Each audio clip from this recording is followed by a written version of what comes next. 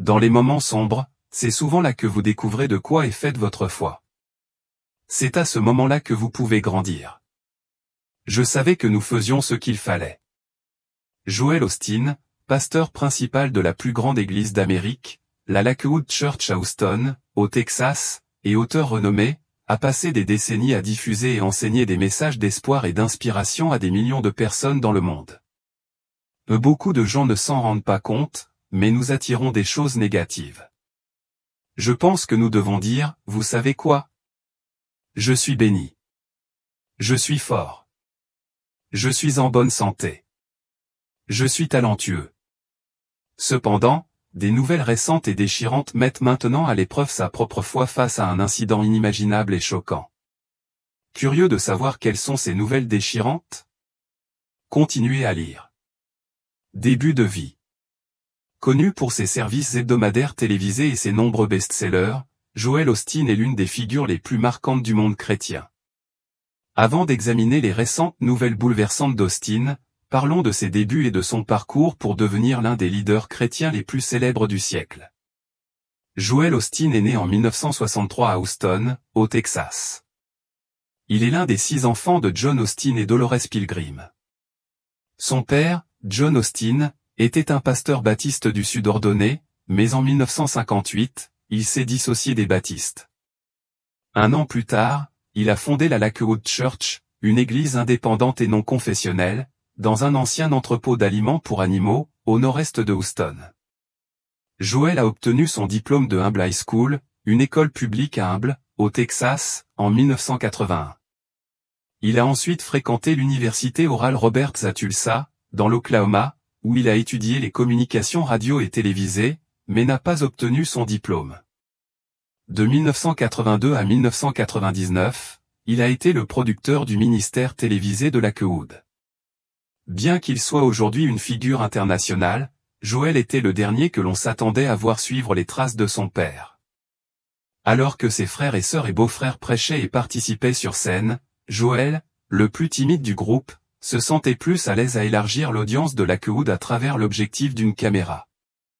Pendant 16 ans, il a dirigé le département des médias de l'église, gérant tout, de la direction des caméramens à l'optimisation de l'éclairage.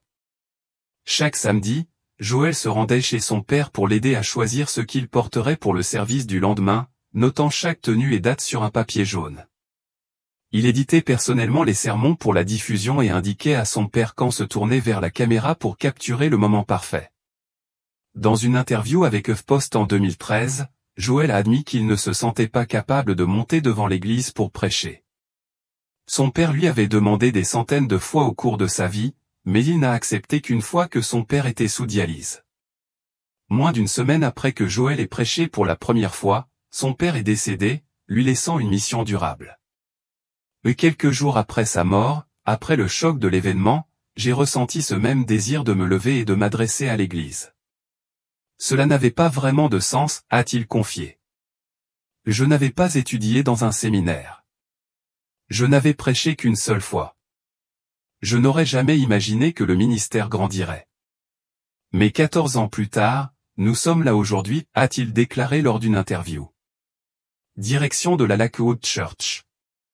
En tant que pasteur principal de la Lakewood Church, Joel Osteen a pris la relève après la mort de son père en 1999. Sous sa direction, Lakewood est rapidement devenue la congrégation la plus grande et à la croissance la plus rapide des États-Unis.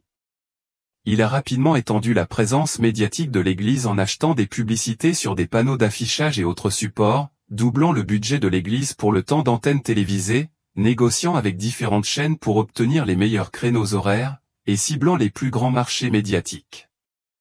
En quelques années, sa diffusion télévisée hebdomadaire a atteint des foyers dans plus de 100 pays et est devenu le programme inspirant le mieux noté à l'antenne.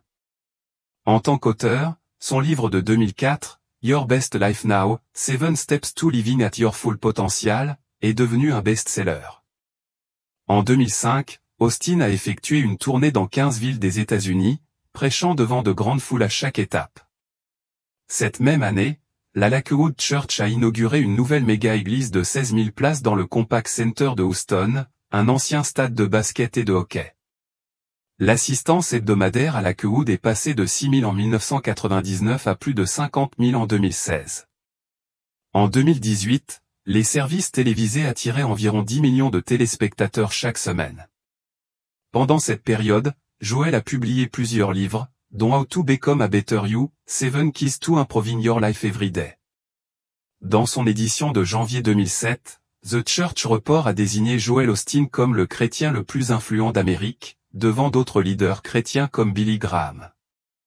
Joel se rappelle avoir été préoccupé par le fait que les fidèles de Lakewood n'apprécieraient pas son style de prédication par rapport à celui de son père, John. Il était plus passionné que moi, dit Osteen. Il avait été élevé dans la tradition baptiste du Sud. C'est un style différent. Pendant les 6 premiers mois de 1999, Joel a essayé d'imiter le style de son père, mais il a ensuite réalisé qu'il pouvait suivre un nouveau chemin. Ce chemin, dit-il, s'est ouvert à lui après avoir lu Acte 13h36. Surnommé le prédicateur souriant, Joel Osteen évite généralement les théologies denses ou orthodoxes dans ses sermons. À la place, il délivre des messages simples et optimistes, mettant l'accent sur sa conviction que Dieu veut que chacun ait une vie meilleure. Cette approche a profondément touché le public. Critique et controverse. Cependant, elle a également attiré de vives critiques de la part de ceux qui considèrent Osteen comme un simple motivateur offrant une interprétation édulcorée du christianisme. D'autres l'ont accusé de promouvoir l'évangile de la prospérité, une doctrine visant à justifier l'accumulation de richesses. Les critiques de cette doctrine, tant chez les protestants que chez les catholiques, affirment que son modèle transactionnel et son accent sur les richesses matérielles sont des distorsions graves de la foi. Des critiques, religieux et laïcs, s'inquiètent également de l'idée que cet enseignement blâme le manque de foi des individus pour leur malheur. Ils soutiennent qu'il peut également être utilisé pour exploiter financièrement les pauvres et les personnes vulnérables émotionnellement. Les paroles et les enseignements de Joel, ainsi que son mode de vie et celui de sa femme, sont fréquemment examinés à la loupe. Vie personnelle de Joel Osteen. Victoria Osteen est mariée au célèbre télévangéliste Joel Osteen depuis plus de 30 ans. Selon l'histoire, Joel a rencontré Victoria dans la bijouterie de sa mère lorsqu'il y est entré pour acheter une pile de montres. Comme le rapporte The Netline, des rumeurs suggèrent que les deux ont commencé à sortir ensemble peu après leur première rencontre. Ils se sont mariés 2 ans plus tard, le 4 avril 1987. Joel et Victoria ont 2 enfants, Jonathan et Alexandra Osteen. La réputation de la copasteur a toutefois subi un revers majeur lorsqu'elle a été accusée d'avoir agressé physiquement une hôtesse de l'air en 2008. Selon NBC News, Sharon Brown, employée de Continental Airlines, a poursuivi le couple en justice après un incident présumé survenu lors d'un vol en 2005 entre le Texas et le Colorado. Brown a affirmé que Victoria l'avait verbalement et physiquement agressée, ainsi qu'une autre hôtesse, lorsque ces dernières n'avaient pas nettoyé un déversement sur son accoudoir assez rapidement. Brown a allégué que Victoria l'avait projeté contre la porte d'une salle de bain et lui avait donné un coup de coude à la poitrine gauche avant de tenter éventuellement d'entrer dans le cockpit. Brown a réclamé 10% de la fortune estimée de Victoria, soit 100 millions de dollars, en dommages-intérêts punitifs. Cependant, selon The New York Times, l'affaire a été portée devant un tribunal. Une dispute a effectivement eu lieu, retardant le vol, et les Osteen ont été escortés hors de l'avion. Un témoin a suggéré que Victoria avait été condescendante envers les hôtesses parce qu'elles étaient noires. Victoria et Joel ont tous deux témoigné qu'il n'y avait eu aucune agression physique. Victoria a été reconnue innocente après seulement 2 heures de délibération, mais elle a été condamnée à une amende de 3 000 $ pour avoir interféré avec un membre de l'équipage. Des nouvelles bouleversantes. Récemment, le pasteur Joel Osteen a reçu des nouvelles choquantes et déchirantes concernant un incident survenu dans son église. Le 11 février 2024, une fusillade a eu lieu à la Lakewood Church. Des témoins ont rapporté avoir entendu plusieurs coups de feu vers 14 h, heure du début des services en langue espagnole. La tireuse, une femme non identifiée au départ, prétendait avoir une bombe dans son sac à dos, mais aucune bombe n'a été trouvée. Elle a également aspergé une substance inconnue sur le sol et tiré sur un homme de 47 ans à la jambe, le blessant. 2 agents hors service, en poste comme agent de sécurité à l'église, ont abattu la tireuse après qu'elle ait pointé une arme semi-automatique AR-15 sur eux. Tragiquement, le fils de 7 ans de la tireuse a également été touché pendant l'échange de tirs.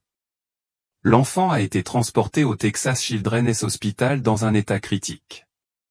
L'ensemble de l'incident s'est déroulé en moins de 5 minutes.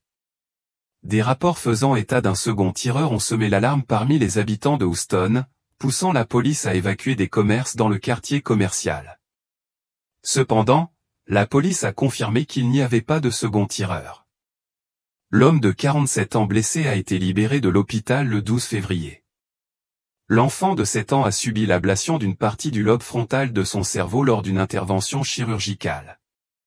La police a confirmé le lendemain qu'ils avaient identifié la tireuse comme étant Janice Yvonne Moreno, âgée de 36 ans. Moreno, originaire de Conroe, au Texas, avait un casier judiciaire et des troubles mentaux documentés. Carranza, son ancienne belle-mère, a déclaré qu'elle souffrait de schizophrénie qui la rendait violente. Selon Carranza, une réponse combinée des services de santé mentale et des forces de l'ordre était nécessaire depuis des années.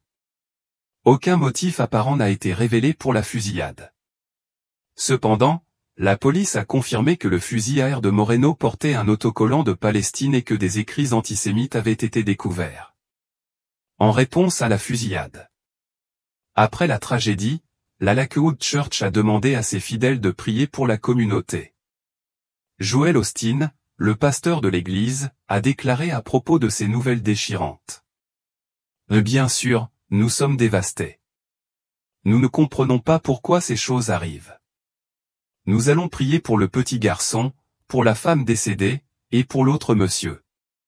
Nous allons rester forts et continuer d'aller de l'avant.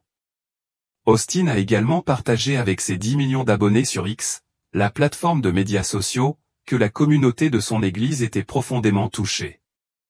Cet événement tragique a propulsé Osteen au centre d'une conversation nationale sur la foi, la résilience et le pouvoir de la communauté. Cependant, l'incident a également intensifié les controverses entourant sa personne. Les controverses entourant Joel Osteen.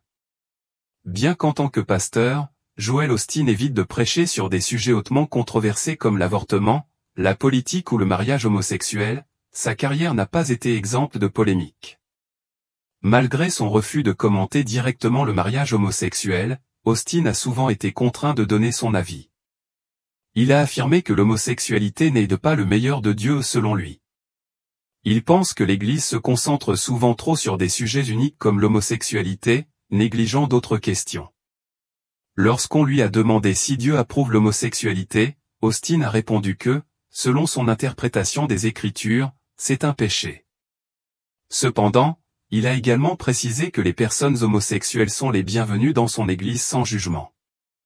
Son refus de fournir des orientations bibliques claires sur l'homosexualité a suscité confusion et critique parmi ses fidèles. Certains estiment qu'il évite de traiter la tension entre les enseignements bibliques et les valeurs sociétales modernes. Ses détracteurs affirment que sa rhétorique accueillante est insuffisante puisqu'elle ne va pas jusqu'à une pleine affirmation et un soutien total.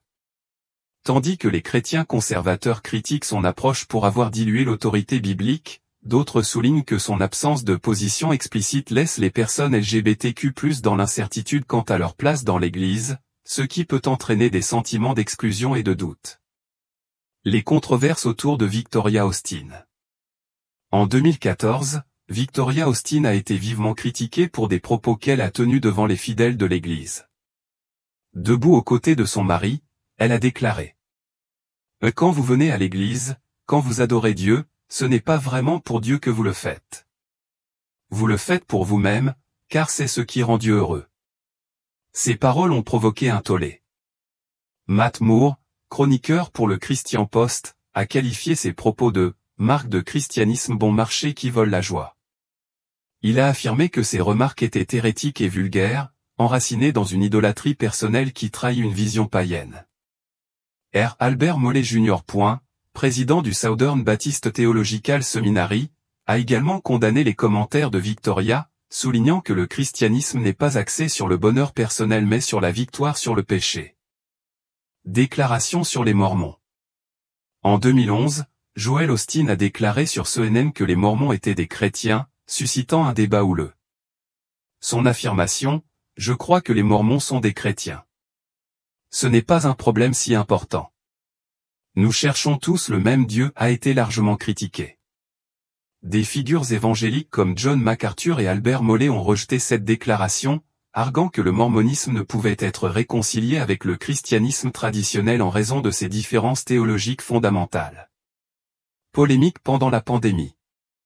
En 2020, Joel Osteen a été critiqué pour avoir accepté 4,4 millions de dollars de fonds PPP fédéraux pour son église pendant la pandémie de coronavirus. La Lakewood Church a affirmé que ces fonds visaient à préserver environ 370 emplois, bien qu'aucune liste officielle de ces emplois n'ait été fournie. Osteen a nié avoir personnellement bénéficié de l'aide, mais les données de la United States Small Business Administration ont confirmé que son église avait reçu 4,4 millions de dollars de ce fonds. Cette révélation a alimenté davantage les controverses autour de son ministère et de son mode de vie. Réaction à l'ouragan Harvey. Joel Osteen a été vivement critiqué pour sa réponse à l'ouragan Harvey en 2017. Cette tempête dévastatrice a déplacé des milliers de personnes, et de nombreux lieux de culte ont ouvert leurs portes pour offrir un abri. La Lakewood Church, avec sa capacité de 16 000 places, n'a initialement pas fait de même. Les représentants de l'église ont affirmé que le bâtiment avait également subi des dommages, expliquant pourquoi il n'avait pas été ouvert. Osteen a déclaré que l'église ouvrirait une fois que les autres abris seraient pleins. Face à la pression publique et à l'indignation sur les réseaux sociaux, la Lakewood Church a finalement été ouverte comme abri temporaire le 28 août 2017. Critique du mode de vie et rumeurs sur un jet privé. Le mode de vie luxueux de Joel Osteen, y compris les rumeurs concernant la possession d'un jet privé, a suscité de nombreux débats. Bien que la Lakewood Church n'ait pas confirmé ces détails, les critiques soutiennent qu'une telle extravagance est en contradiction avec les enseignements chrétiens prônant l'humilité et le service. Ses partisans, cependant, affirment que le jet est nécessaire pour son emploi du temps de voyage intensif, lui permettant de toucher un public mondial. Ces rumeurs ont alimenté les critiques, notamment en raison de sa richesse et de ses possessions matérielles. Controverse sur les réseaux sociaux. Récemment, Joel Osteen a suscité une controverse sur les réseaux sociaux après avoir publié un message sur l'importance des joies simples. Sur X, anciennement Twitter, il a écrit : « Ce sont les choses simples de la vie qui nous apportent le plus de joie. Vous n'avez peut-être pas beaucoup de ressources, mais si vous avez une famille, vous êtes béni. Si vous avez la santé, vous êtes béni. Si vous pouvez regarder les étoiles la nuit, vous êtes béni. » Bien que la publication ait reçu plus de 5000 likes et de nombreux commentaires positifs, certains l'ont accusé d'hypocrisie en raison de sa richesse considérable, incluant des propriétés luxueuses et des voitures telles qu'une Ferrari à 350 000 $. Un utilisateur a répondu en publiant des photos présumées des demeures d'Osteen, écrivant « Les choses simples de la vie ? Laissez-moi rire ».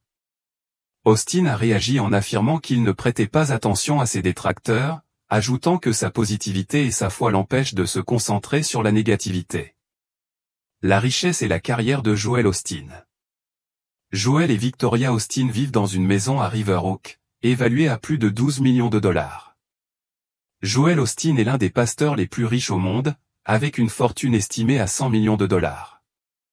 Fait intéressant, Osteen ne perçoit pas le salaire de 200 000 $ qu'il pourrait recevoir en tant que pasteur principal de la Lakewood Church.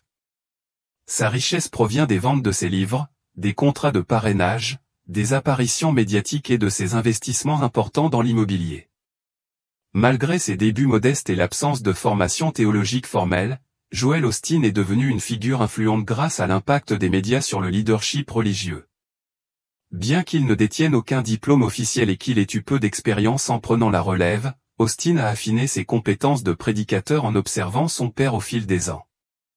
Aujourd'hui, leader du mouvement de l'évangile de la prospérité qui enseigne que Dieu veut que ses fidèles soient en bonne santé et prospèrent, Osteen a transformé la Lakewood Church, qui était autrefois une petite congrégation dans un entrepôt abandonné en 1959, en une méga-église reconnue à Houston, au Texas. Son parcours met également en lumière le pouvoir de la pensée positive et des messages motivants pour établir un lien avec les audiences.